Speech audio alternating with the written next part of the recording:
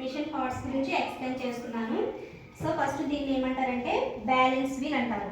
ఈ balance wheel సహాయంతోనే మనం మిషన్ని ముందుకి ఇలా జరుపుతూ ఉంటుంటే ఇక్కడ సూదిలో దారం అనేది తెగకుండా ఉంటుంది. అదే బ్యాక్ కానీ తిరిగితే సూదిలో దారం అనేది తెగుతుంది.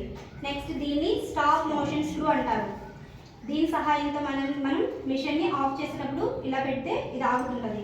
నెక్స్ట్ దీంట్లో చూసారా చిన్న స్క్రూ ఉందా, దీన్ని డిస్కనెక్టింగ్ స్క్రూ అంటారు. ఓకే, నెక్స్ట్ దీన్ని ప్రెజర్ ఫుట్ అంటారు. దీన్ని ప్రెజర్ ఫుట్ లిఫ్టర్ అంటే మనం ఈ పాదాన్ని పైకి కిందికి తేల్చడానికి యూజ్ అవుతుంది. ఈ ప్రెజర్ ఫుట్ సహాయంతో మనం ఏం చేస్తాం, క్లాత్ని పెడతాము, ఇలా కిందకి పెడితే మనం తొక్కేటప్పుడు అది ముందుకు వెళ్తుంది.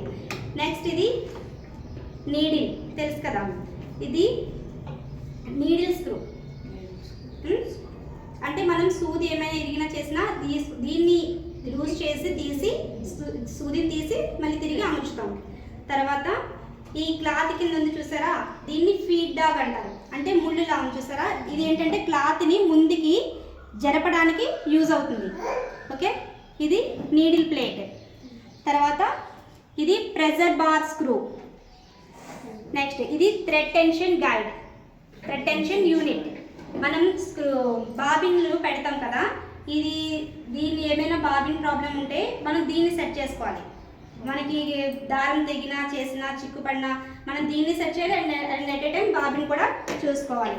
తర్వాత ఇక్కడ ఉంది చూసారా, దీన్ని స్టిచ్ రెగ్యులేటర్ నాబ్ అంటారు.